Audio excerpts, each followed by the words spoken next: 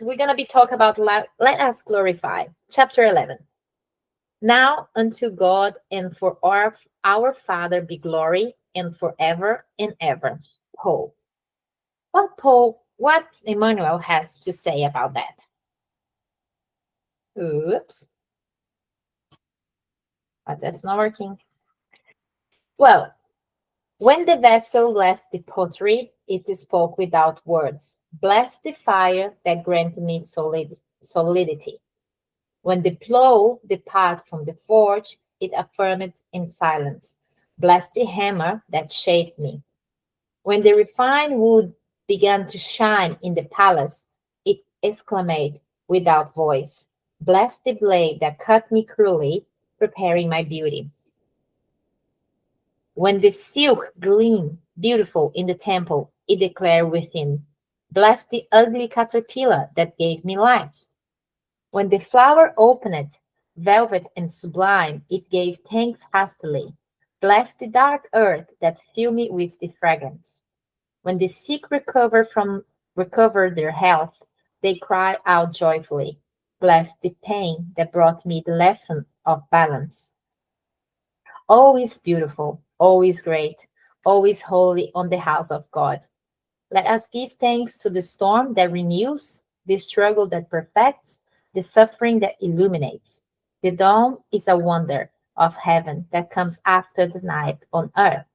May our Father be glorified forever in our difficulties and shadows. So that was a pretty lesson in a way that Emmanuel put it to us. And when I read that line, always beautiful, always great, is all holy in the house of God, I had Colleen's voice in my head because it's pretty much what she said to us every week, right?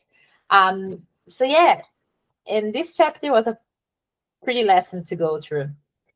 So pretty much these open quotes establish the fundamental of Spiritism, the principle of gratitude. We have to be grateful, even though we know that sometimes it's really hard when we are faced with some challenge, with some hard moments in our lives. It's really, really hard when we are going through something very, very painful. For example, when we lose someone, we already talked about that in one of my lectures a couple of weeks ago. When we go into some illness, even though Colleen and that phrase that always beautiful, always is good on the, on the word because God is perfect. But sometimes we have to recognize that it's not easy. It's not always easy to keep the faith, to keep that mindful, upbeat attitude, and it's not. And but the text invite us, let's be grateful. Oh my God, my English. In everything, be grateful. Because we do have to recognize, we do have to look deep inside and understand that God wisdom in all experience is essential for our spiritual progress. So that's a spelling mistake in there. Why do I have to go through this? That's the question. Do I need to suffer to learn? No, we don't need to suffer. But the problem is, not that we are going, the only way to progress is to pain. Pain is part of the process. Pain is part of the experience. Not necessarily we're going to be suffer through it, but it's part of the ride, pretty much, For a woman to put a beautiful baby on earth and have that joyful little bum in her arms, she needs to go through the pain of delivery. It's part of the process. If we have to recognize the pain is there, but it's part of the process. And then she's going to have that beautiful experience. Not necessarily means that we're going to suffer to have a beautiful experience on the end. It's not that what the law of progress and consequence is. It's just for us, and the text wants us to reflect that suffering is just part of the process. Sometimes we go through a lot of them. Sometimes we go through a little. Sometimes we progress through happiness. It's just, another day in the office. It is what it is. It's part of us. But also there's a lot of suffering that, this is another lecture lecture subject, is that the law of consequences. Like we reap what we sow. Like, everything that we are experiencing is part of the consequences of our choices on past lives. So sometimes, we're going to have a bit more hardships through the way because, the consequences of our choices. That means that God is punishing us? No, it's just like, we plant that seed in the past and now we're going to reap those fruits of our choices from the past. So just to be blunt and answer the question, do I need to suffer to learn? Not necessarily, but sometimes it's the only way. There is a say that in Brazil is very common. Like sometimes if you don't learn through love, the only way to learn is through pain. Especially parents have that very that's a parenting thing. Like, when your parents trying to teach kids through love and explain and everything. For example, don't put your fingers on the PowerPoint. And then the moms go there and explain and then say that's gonna happen, you're gonna get a zap, or this is gonna happen, to a point that the moms, run out of patience and let the kids have a zap. So then the kid's gonna learn through pain, but it's a process. You have all the alerts, the mom trying and trying and trying, the same way I believe God does with us, like giving things to us, putting people on our path, and we keep insist on a path using our free will until the point that God say, well, I try my best.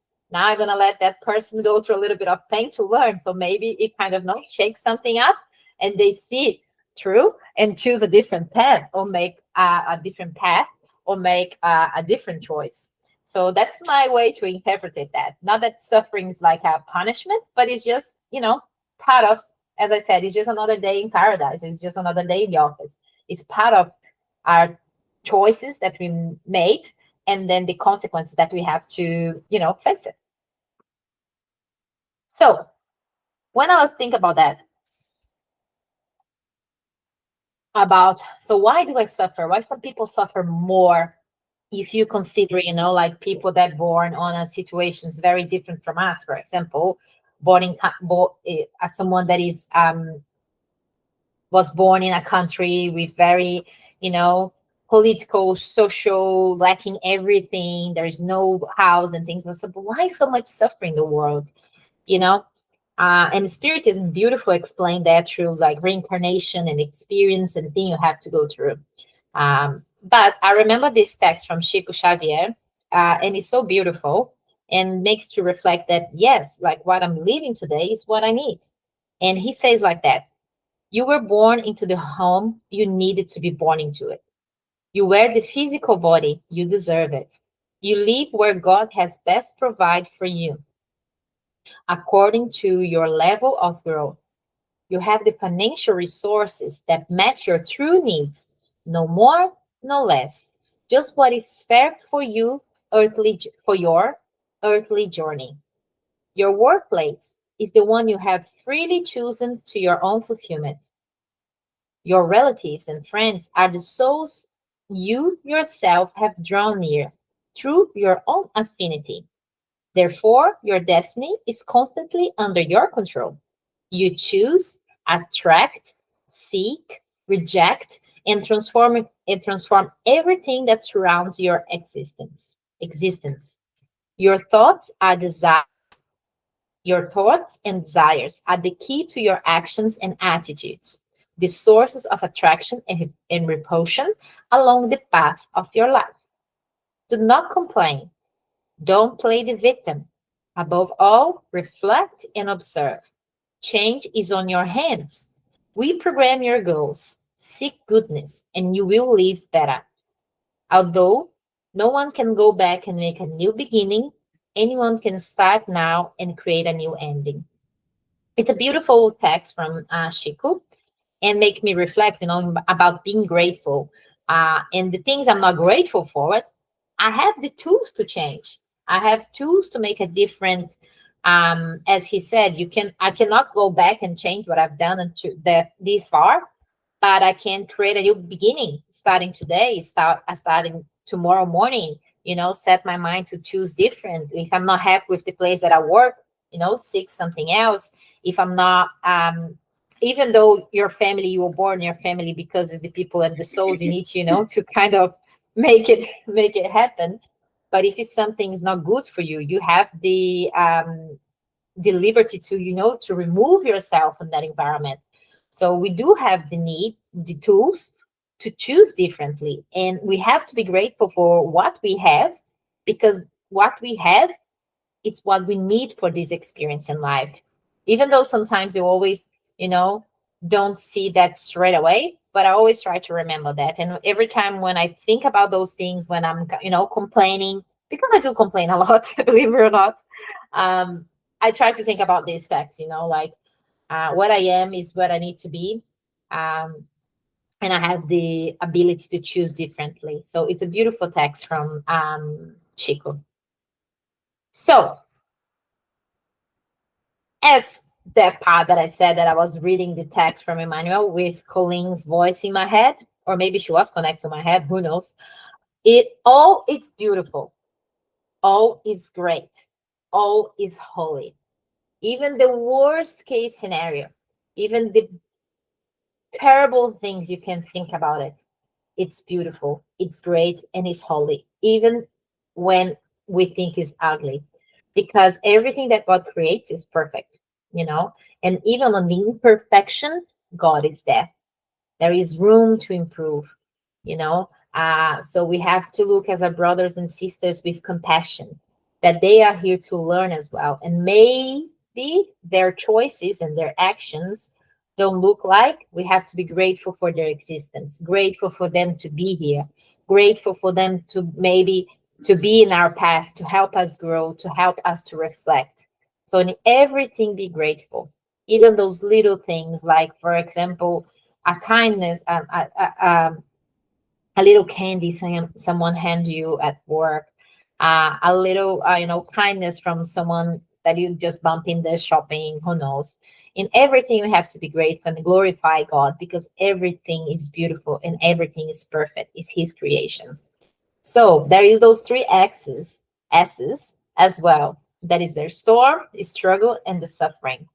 So the storm that renews, struggles that perfects, like on a storm, if you have some plants, they change, they improve, they make more deep roots so they can be really fixed on the soil for the next storm. So, the science explain we evolve, everything that is a struggle, like the nature. If you look at the nature, it's beautiful how you can see the God's DNA there. Everything evolves. Like if it's a storm, that area that storm hits change, improve. The nature's kind of learn from the storm and grow to, be more to stand strong for the next one that it comes. So the nature perfects everything, and suffering that illuminates. Because I believe it's really easy to be grateful when we are happy, when everything is going good. Say, when someone asks you, how's your life going? It's doing great. Like, it's doing great. I'm great, thank God. It's easy.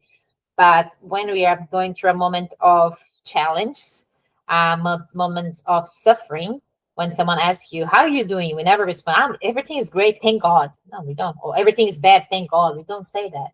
But it's not in a sense of being generic about, oh, thank God for everything, but like, the suffering brings that moment of reflection. So we have to be grateful for God for those moments. Maybe, our journey forced us to have those moments to stop and reflect, like, what I'm doing, what is it happening, take that moment to remove ourselves from that situation and trying to look like, what is affecting me? What am I affecting people around me? So those three S's that we took from the text, really brings this reflection, that the storm's going to renew. We're going to wash it away, everything. The struggles will perfect, we're going to go through that storm. And the suffering of that storm and the struggles will take our time to reflect on our actions and maybe help us to choose a different option, choose a better way to go through. And then, oh, that's going to be a quick night. And then the most important thing is, there is always going to be a tomorrow. If today we cannot get to that, sense of reflection or sense of have an answer to change things, it's all right. It's a process, something that we have to learn. Many times as well, I go to bed and with something, a challenge in my life that I don't have like an answer. It's always going to be a tomorrow, and tomorrow, there is this say that we never should make a decision on a hush of the moment. Always go and have a pillow talk, because it's really great. So it's a moment for us to reflect and always thinking and be grateful that we always going to have a tomorrow. And don't come someone here very pessimist and say, "Oh, but if I die tonight," well, you're gonna have a tomorrow, because you are immortal spirit, so you're gonna have a tomorrow, maybe in another realm, but you're still gonna have a tomorrow to change and choose different. But you're gonna be just like a little ghost, a little spirit around, but you're always gonna have a tomorrow. So that's the reflection of today. Like, for us to be grateful to, I know sometimes it's really hard for us to understand the suffering, the moments of that we go through a dark mood, a dark, moments in our lives. But let's be grateful for those, even though it's really hard. I know it is. Let us takes let us take the words from Chico, that we cannot go back and change the things that brought us to that moment, but we can choose differently and make it happen tomorrow. Make difference tomorrow, and for that we should be very, very grateful. So this is it for tonight. Don't want to talk, so it's easy to go through the slides. Oh, if you want to say something, Lulu, you can write, and then I can just like, yeah. I cannot hear you. I don't know why. I changed I cannot microphones. hear you Can you at hear me all. now? Like, I can see the little dots that you're speaking on your window, but the sound is not coming.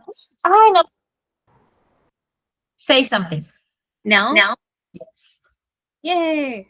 That was on me. I had disconnected the phone to the computer from last night and when I was doing the lecture. And I said it was on your end and it wasn't. Jesus, sorry. Oh, good. See, and all be grateful. Yes, grateful for the learning experience. There we go. Yeah, I like that. I Yeah. like the idea, that like the fundamental idea of like you learn through struggle.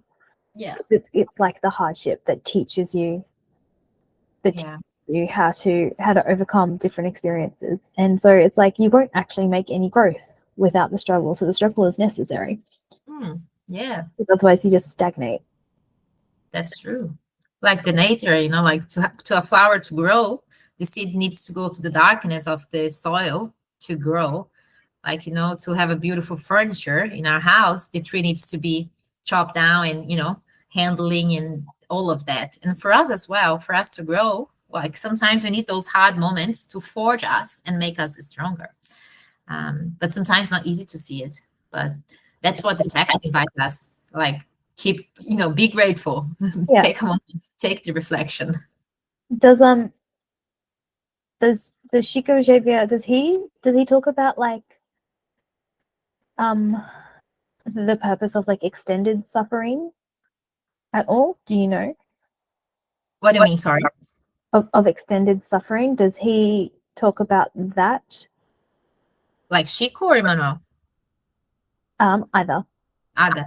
Well, from the text that I read from them, is about like, for example, Chico. He suffered on his life. He was one of the most prominent mediums in Brazil. Wrote over 400 books, dissipated spiritism through the world. He helped so many families through letters, psychographic letters, consolate so many people. But he suffered a lot on his life. Like, have you watched his movie? No, I need to. There is a movie about his life. I will quickly Google here. Chico Xavier movie. I think the name of the movie is like Chico Xavier. Yeah, it's a movie from 2010. Not sure, I think it's on Amazon, like Prime Videos, probably. You're gonna have to see where you could watch it. It's he suffered when he was a kid. He lost his mom when he was 5. He encountered with Emmanuel. I don't remember when he was on a very young age. He had a very, very simple life. He went through so many health issues. He pretty much started losing his sight, like his vision, when on a young age, like 30, that he couldn't see, like he couldn't be like on, strong lights, always wear glasses. And he never complains, and like if you think, oh, if he had such a close relationship with the spiritual realm, is being such a a prominent person that shows like there is life after this, there is a God, there is an explanation for everything, for a suffering, and you would think like, why the spirits don't, like, heal him. And then he just say, well, that's my journey, that's my moment of reflection. And he lives with that. He pretty much was blind when he was about to die, but he said, that's my journey, that's my suffering, that so it must be something that I need to learn with that. So he never complained about it. So because he was trying to give us this example, like his health issues was like consequences of his past life that he's still like, learning, because he probably needs to learn and work and write letters to kind of learn and be grateful for that moment. So to very summarize to you, I'm not too sure if I have a right answer to that. I like to think and use his example of what we are living and if this suffering. If you ask Colleen, she's not going to say she's not suffering on her, body experience on this earth. For her is that she can see the world in a different perspective, and us on our ignorance, like not now, because I know her for years, but like I remember in the beginning how she can be grateful, like how she can have that upbeat attitude and that happiness, and like I'm here, and then they make jokes about it. I guess when we change that, the way we see the suffering is just like, no, this is what I need to go through, and it must be something here that I need to learn. Even though she suffered a lot of physical, challenges, like with her breathing and her swelling and everything that we are aware. But if you ask her, she said she's like in heaven, like, yay, haha, you do all for me, like, I can be handled, I have more time to reflect. So that is a blessing. I'm not too sure I would have her conscience about, like, have her the same attitude as her if I was in her position, you know what I mean? So I guess it's not about the long term of suffering, it's about how we look at it, I guess.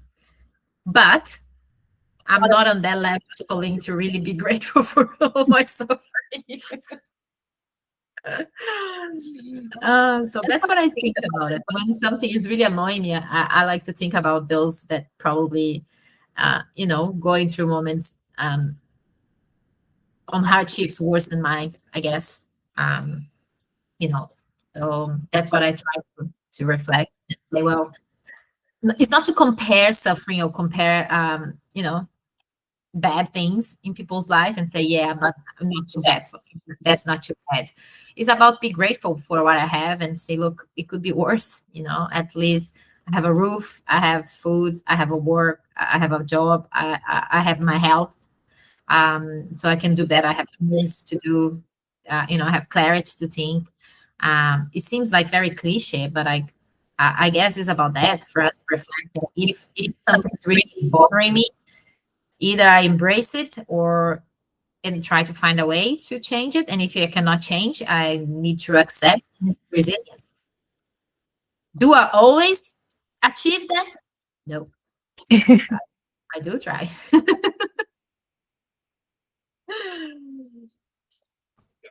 Hi. Hi, Alex. You just finished work. Just in time. Yeah, just in time. Just in time for the final prayer then. So let us be grateful. Let us rejoice. Let us be grateful for tonight. Grateful for the words that we exchange. Grateful for everything that God puts in our path.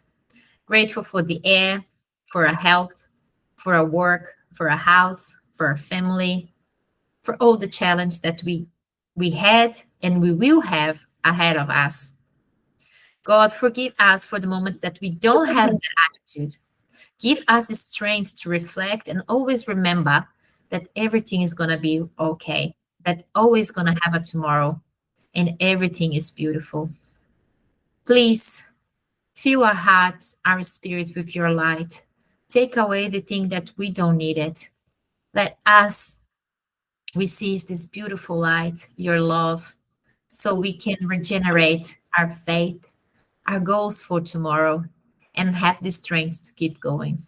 So let us have a blessed week until we can meet again. So be it. Oh yeah, this is it, Lulu. Thanks for tonight. It was a quick one. It was interesting. Yeah, different. Like, what is this stop recording? Yeah,